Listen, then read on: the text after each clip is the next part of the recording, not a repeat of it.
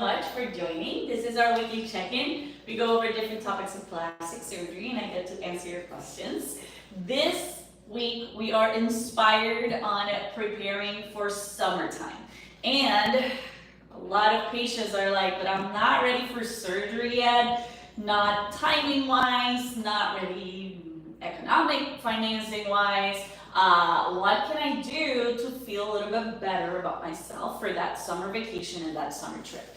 There are other options, and I wanted to talk a little bit about this because I think my patients already know a lot about the non-invasive options that we have here at Pure. And we launched our new non-aesthetic division and called it Simple because we do believe that simple aesthetics exemplifies what we believe that aesthetics should be, which is simple, clean, and not too complicated, which I think the aesthetic world is trying to make things a lot complicated. And we can definitely make it simpler, but of course, high level, quality, and safe for you, okay? So if you're not ready for surgery yet, there are some things, of course, that we can do to rejuvenate our face and our body in preparation for the summer, or in preparation for surgery if you want to do surgery in the future. One thing doesn't kind of eliminate the other one. And I think that even if you had surgery, maintaining your results with non-invasive options is extremely important as well. A lot of patients that wait for the facelift until they're like when they're 45, 50 years old, but they haven't taken care of their skin, they haven't taken care of the aging changes that facelift does not target or does not change. Or if you had the facelift, then you don't see the skin quality changing a lot. So what are the things that you should be thinking about when you're going and considering the big investment? So I wanted to start by talking about the credentialing because I think this is extremely important. Unfortunately, in the aesthetics world, we're seeing a lot of different places opening, a lot of different people going and doing invasive procedures that it is still a procedure. It's not surgery, so the downtime is less, but the risks are still there. So you have to go to a place that has the credentialing, not only the facility, sterility and focusing on safety like we do here at Pure and Simple, but also that the person that is evaluating your face and that it's giving you these treatments is well qualified in doing so.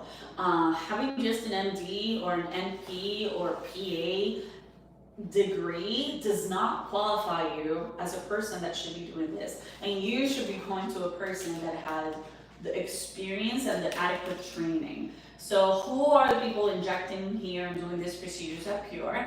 You have me, I'm double board certified plastic surgeon. I operate on faces. So if you are gonna go to someone putting a needle in your face, the best person is a plastic surgeon because we know very, very well where are those nerves, where are those vessels, because we operate on the face, okay? Trying to avoid complications, the most important part is knowing your anatomy in the face, and the anatomy of the face is very complex. So it's not, I see it too many times. I'm just getting Botox, so I'm just gonna go to the discount place around the corner, and then you end up with a droopy eyelid, with suboptimal results, with asymmetries on your mouth, because the person that is injecting is not qualified and does not know the anatomy. A weekend course is not enough for injecting someone's face. So go to someone qualified. Our two injectors here have trained under me and they are great. Jenny, our nurse practitioner, has been in the industry, in the plastic surgery industry for years. She has been in Pure for 7 years. And before us, she was working in the plastic surgery industry. So she's very well trained and knows very well her anatomy. She has taken various courses and all the injectables were with me initially. So I can vouch for her that she knows it as good as I do. So the other injectable is our physician associate, Natalie. And as again, well trained, I trained her here at Pure and it's Simple. So you have to go to a place that they have well training to minimize those risks. And then it's not only a person that can do good injections, right? You want a person that can fully evaluate all the components of the face, and it's not only, I want a lip filler and you go and just get injected to the lips. You need a full facial evaluation, and what I mean by that is you may want just to inject the folds and the lips to get more volume because you have a little bit of rippling there, but you have to evaluate how you balance that volume in the lips. You may need some chin filler. You may need some volume in your jawline, in your cheeks to complement what you're adding volume to. So you need a person that does good facial evaluation so you can get the best result from that procedure, okay? So as with anything, this I think is the most important part when we're talking about non-invasive treatments, okay? And let's go over some of the options that you have if you're not ready for surgery yet, to get you ready for the summer. The first one I have here, I think is the most important and the one that people just kind of forget or put down on the table. It's the skincare, the everyday investment that we put in our skin. This is extremely important because you can volumize, you can cut, you can sew, but the skin quality is extremely important to determine aging on a person. You can have a little bit of sagging skin in your neck, but if your skin quality is glowing, it doesn't have any small lines, you look healthier, you look younger. And this is the perfect example with when in social media a couple of months ago, Lindsay Lohan went viral with her transformation. A lot of people were like, what do you think? She had a facelift? Did she have this? Did she have that? And it's like, maybe, I don't know, maybe. But the one thing that she did was, one, she took a lot out that was over volumizing her cheeks and lips that was looking older. And she invested a lot in her skincare. Look at those pictures and take a look at her skin. The skin quality was so different that made her look 15 years younger. Even if she had surgery or not, the skin quality is extremely important, okay? So we have a great line, it's called Skin Better. This line is great. There are different medical grade skincare products and skincare lines out there. We choose to have this one here, it's simple, because I think it has everything that you need. And I love about them that they incorporate, because I'm a busy mom surgeon. I don't have time to be putting 20 creams in the morning and 20 creams at night. I don't have 30 minutes to be doing skincare in the morning, 30 minutes to be doing skincare in the night. So this line I think does great with mixing the important components. And I clean my face. I use at night the retinoid, which the retinoids is to rejuvenate. They're great. I use it in the eyes and the face cream and a moisturizer. That's it. And in the morning, I use, again, clean your face is the most important part. And some people are like, duh. No, some people don't clean their face. Like, clean your face, get the makeup out. That's very important. And then start adding. So the antioxidants, which is the Protect line, the antioxidants that they have are great because they have all the components mixed up in one. Antioxidant, peptides, and all you need to rejuvenate the face. The moisturizer and the SPF. The SPF is so important to add during the day. Even if you're not outside. I'm not outside, but look at this UV light that's like shining to my face. Thank you, Willie. I have SPF to protect my face from that and to protect myself from the aura lights. So now you're going. No, put it off for that. So skincare, invest in a good skincare because it's extremely important and it's going to do a huge change in the way that you look and you feel, okay? Morpheus 8, I think it is the best non-invasive out there for skin tightening that we have. It's not surgery, right? I see a lot of people like, oh, I did once Morpheus 8 and did nothing. Because with one, you're not going to see any difference. And also you have to be the right candidate and have realistic expectations of this product, right? It is microneedling with radiofrequency, so it's going to have an effect. It takes time. It takes, depending on the skin quality that we're starting with, 3 to 4 treatments, sometimes 6 treatments, okay? Each treatment is 4 to 6 weeks apart. So you have to plan to have the treatments done, and it's better to do the 4 to 6 week window because that's when the majority of the collagen formation is building up. So you want that second treatment to kind of target where that collagen is building up, to kind of target again and continue to rise that curve and maximize your results. Of course, it's not going to give you a facelift result, but the results are out there. We have a lot of before and afters, not only in the face, neck area, but in the body. I think it's great when you have a little bit of wrinkling after liposuction, very minimal, especially above the belly button. I think is a great option. Also in the lower body, when we're complementing it with Aveli to skin retraction, for skin retraction in the bottom and hip area, I think it's great. So again, you have to have realistic expectations, again, non-invasive, but I think it's the best device out there for the skin tightening and rejuvenating, and also skin quality. You're going to see a difference in the skin quality as well with this, okay? But remember, you have to plan because it's several treatments, okay? So it takes at least 3 to 4 treatments to see a big difference, okay? Aveli, it's the best treatment out there for cellulite, okay? Aveli can be done in the operating room when combining it with other procedures, but it can also be done in the clinic. So if you're, for example, coming over for just a weekend, you can come on Friday, have the procedure done. Of course, you're gonna be sore. Don't plan to go to the beach in Miami that weekend, but you can go out. You can go to have dinner, go out with your friends. It's okay because it's just going to be a little sore, but you can sit in your buttock, and you can do the majority of things, okay? So this is Aveli, if you haven't seen it before. It's literally a very thin cannula. So the first part is to putting anesthesia, or tumescent anesthesia in the buttock and hip area where the dimples are. And basically just a tiny incision, very, very minimal. This is placed in. This has a little light in the end, and you can see that light transluminating through the skin. So you see exactly that you're below the dimpling area.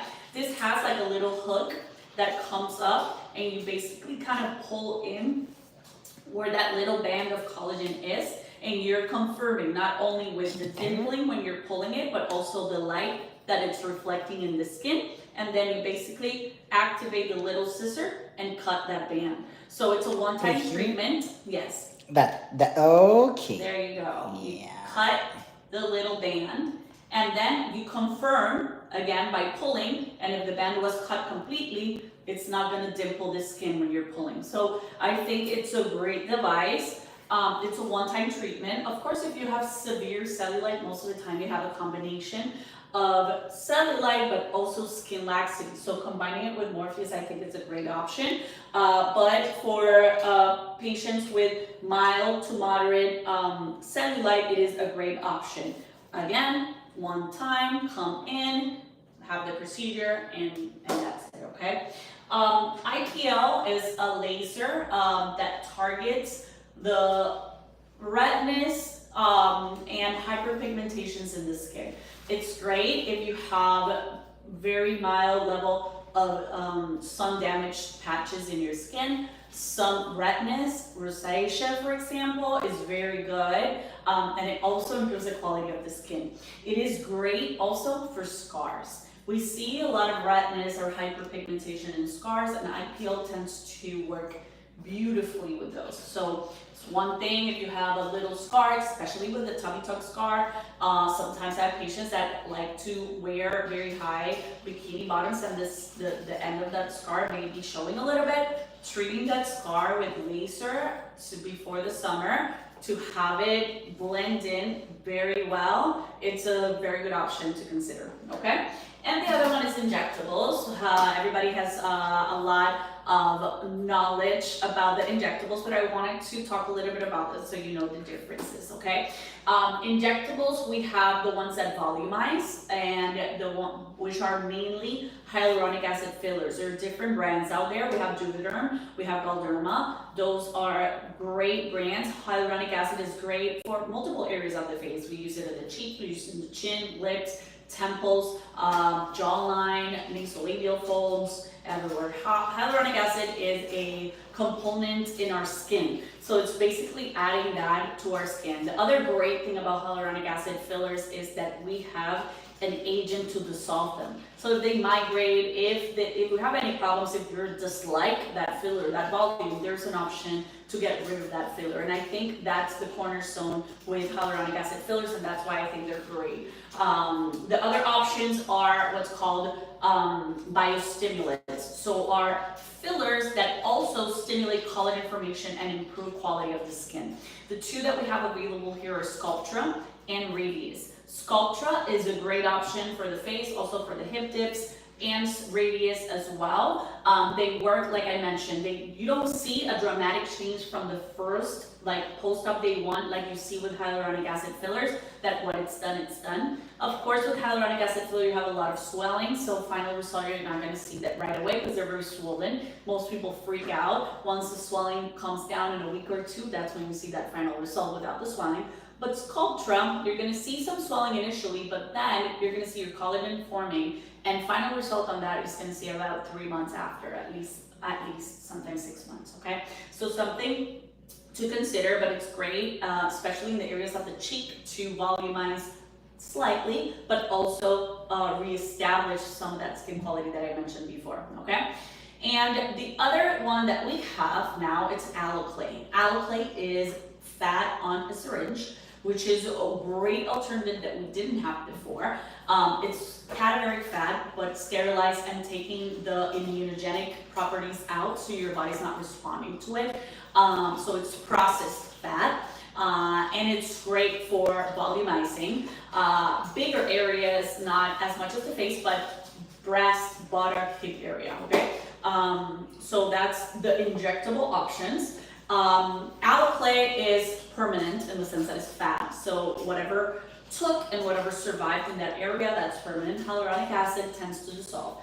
My experience with hyaluronic acid, it never dissolves completely. When these fillers came out in the market, the companies were saying that they last 9 months to a year.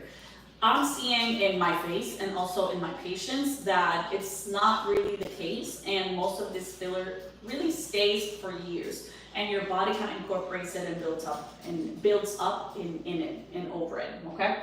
And the other option that we have for injectables are the neuromodulators. They're great. They have to be done serially or multiple times a year to actually maintain the results, because they only last for 3 to 4 months. But they're great for fine lines in the forehead, in between your eyes, around the crow's feet area. We can use it for the muscles that pull down the lip a little bit, so the corner of the mouth is a little bit less pulled down, around the lips, also for a lip flip, in the platysma muscle. Willie is just doing faces where all the Botox should be injected, and I'm just laughing. And I'm trying. And then the platysma muscle for better jawline and necklines. So a lot of options for Botox. Of course, also you can inject Botox for areas like the axillae. And now Will's going like this. I need to film him, so because now I look like a crazy person when he is the crazy person. But anyways, in the fingers for people with Raynaud's or other autoimmune conditions in the fingers, in the axillary armpit area for sweating or hyperhidrosis. All of those are options, and for chronic migraine.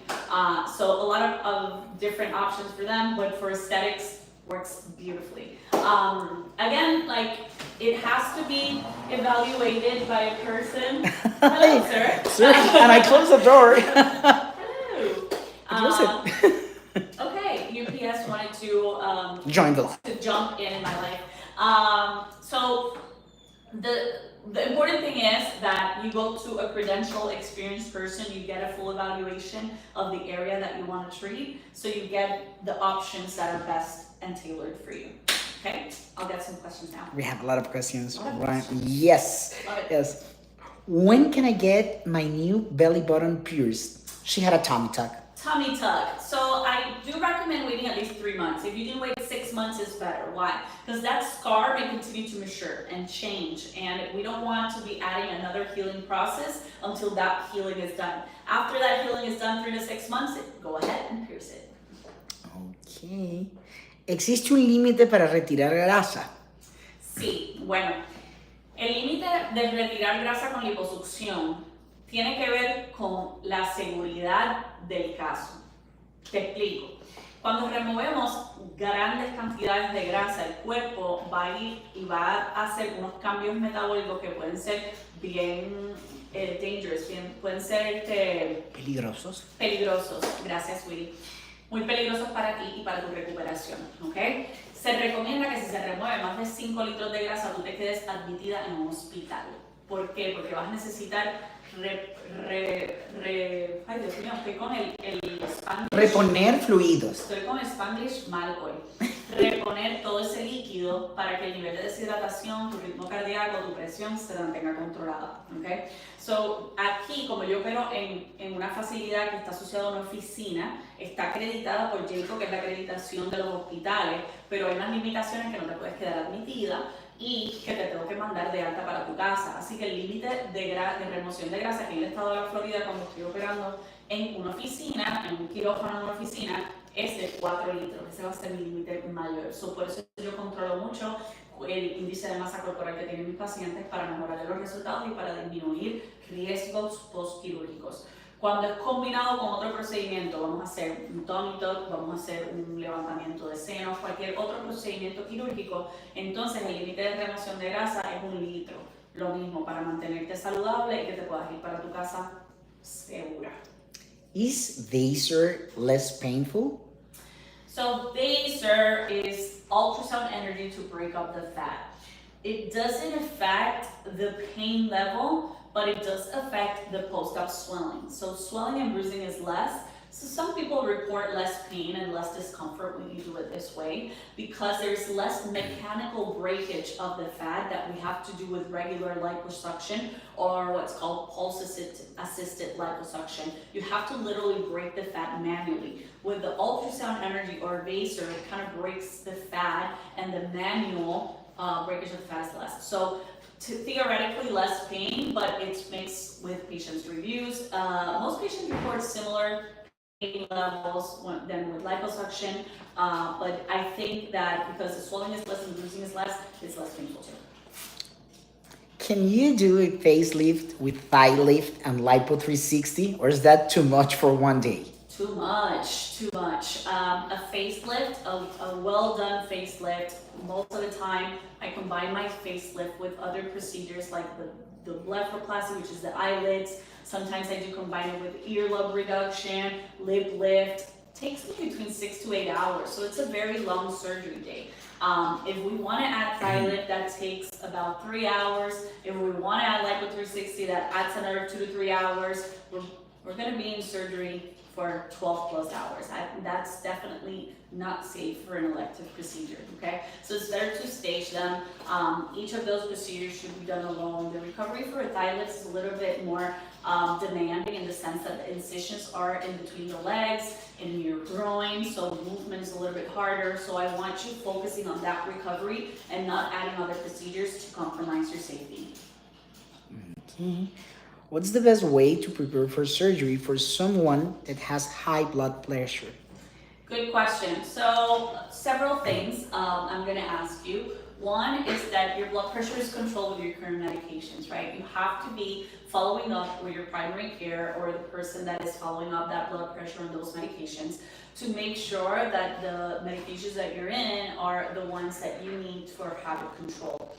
Other thing is your diet. So incorporating a low-salt diet even before the surgery to keep that swelling level under control and your blood pressure under control after surgery is super, super important.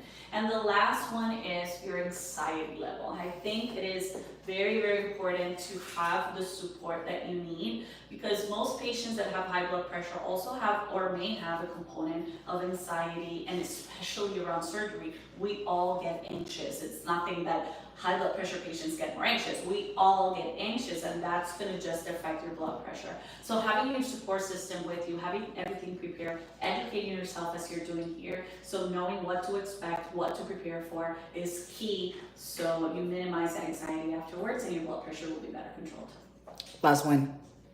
Tummy tuck includes abdominal muscle repair? 100%, okay? Yes, super important to repair those muscles and tighten that core. If I just pull the skin down, the bulging on your abdomen will be more noticeable because it's basically that bulging was hidden and under that excess skin. Now that I remove the excess skin and tighten everything down, if I don't tighten those muscles, you're just gonna see a bulgy abdomen. Okay, so extremely important to do your muscle repair at the time of tummy tuck. I do it with every single one. So some patients tell me, but what if I don't have a lot of muscle separation? And that's actually a very good question.